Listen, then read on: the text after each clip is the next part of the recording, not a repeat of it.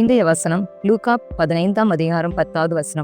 மனம் திரும்புகிற ஒரே பாவிய நிமித்தம் தேவனுடைய தூதருக்கு முன்பதாக சந்தோஷம் உண்டாகிறது என்று உங்களுக்கு சொல்கிறேன் என்று சொல்லி இந்த வசனத்திலே நாம் பார்க்கிறோம். பிரியமானவர்களே, இந்த பூமியிலே ஒரு மனிதன் ரட்சிக்கப்படும் பொழுது, மனம் திரும்பும் போது அந்த சந்தோஷம் தனிப்பட்ட நபருக்கோ குடும்பத்துக்கோ மட்டும் அல்ல பிரியமானவர்களே, பரலோகத்துக்கும் கூட சொந்தமாகிறது. இயேசு சொன்னார், மனம் திரும்புகிற ஒரே பாவிய நிமித்தம் பரலோகத்தில் மிகுந்த சந்தோஷம் உண்டாயிருக்கும் என்று சொன்னார். லூக்கா 15:7. மனம் திரும்பின ஆத்துமாவா இருந்தால் பரலோகத்தை சுதந்தரித்துக் கொள்ளும் ஒரு பாக்கியம். ஆனால் அந்த பாவத்தின் நிமித்தம் ஒருவேளை ஆத்துமா சேதமடைந்து மரித்து போயிருக்குமானால் நித்திய ஆக்கினைக்கும் நித்திய அழிவுக்கும் நேராய்தான் செல்ல முடியும். பிரியமானவர்களே, அப்படியானால் பரலோக ராஜ்யத்தை சுதந்தரித்துக் கொள்ளும் ஒரு அனுபவத்தை நாம் பெற்றுக்கொள்ள வேண்டும் அல்லவா? பாவத்திலே நாம் வாழும் பொழுது அந்த பரலோக ராஜ்யத்தின் சுதந்திரத்தை, அந்த பாக்கியத்தை நாம் பெற்றுக்கொள்ள முடியாது.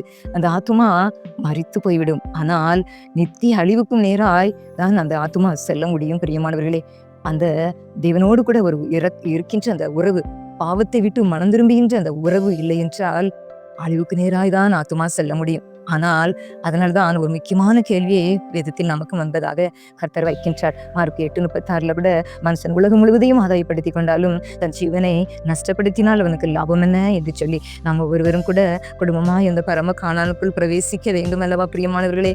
அப்படியாக ஒரு மனிதன் ரட்சிக்கப்படும் பொழுது சாத்தான் தோல்வி அடைகிறான், பாதாளம் தோல்வி அடைகிறது. ஆனால் சாத்தானின் தந்திரங்களும் முறிக்கப்படுகின்றது. பிரியமானவர்களே, பரலோகத்தில் அந்த ஆத்மா சேர்க்கப்பட்டு மேன்மை அடைகின்றது.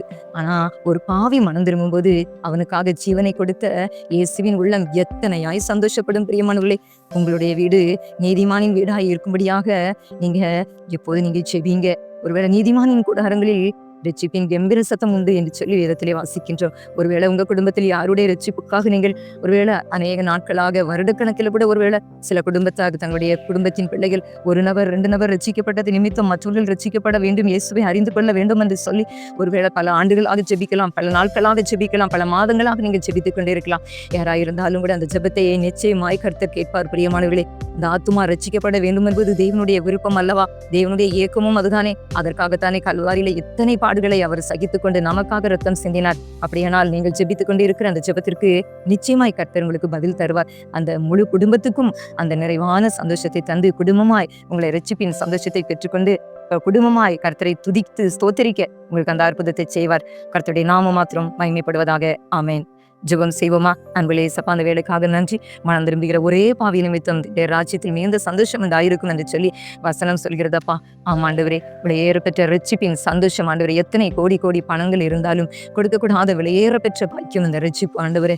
அப்பா, அதை இலவசமாக எங்களுக்கு கொடுக்கிறீர் ஆண்டவரே. இந்த நாளிலும் கூட எந்தெந்த குடும்பத்தின் பிள்ளைகள் தங்களுடைய குடும்பத்தின் நபர்கள் ஒருவேளை ஏசப்பா உங்க அன்பை அறிந்து கொள்ளாமல் இருக்கிறது நிமித்தம் அவர்களுக்காக ஒருவேளை ஜெபித்து கொண்டிருக்கலாம். அந்த கண்ணீரின் ஜெபத்துக்கு நீங்க பதில் கொடுத்து இந்த பிள்ளைகளையும் நீங்க ரட்சித்து முழு குடும்பமாய் பாடி உம்மை துதித்து உம்மை ஸ்தோத்தரிக்க உங்க அன்பை அறிந்து கொள்ள பரலோக ராஜ்யத்தின் புத்திரர்களாய் குடும்பமாய் மாற ஆண்டவரே நீங்க உதவி செய்ய வேண்டும் என்று ஜெபிக்கிறோம். ஏசப்பா, நீங்க அந்த பிள்ளைகளுடைய ஜெபத்திற்கு நீங்க பதில் கொடுத்து ஆண்டவரே குடும்பத்தின் நபர்களை நீங்க ரட்சிக்கிறதற்காக ஸ்தோத்திரம், அபிஷேகிக்க போகிறதற்காக ஸ்தோத்திரம், ஆவிக்குரிய உன்னத அனுபவங்களை கொடுக்க போறக்காக ஸ்தோத்திரம், சாட்சியாய் நிறுத்த போறக்காக நன்றி. இயேசுவின் நாமத்தில் ஜெபிக்கிறோம் நல்ல பிதாவே. ஆமென்.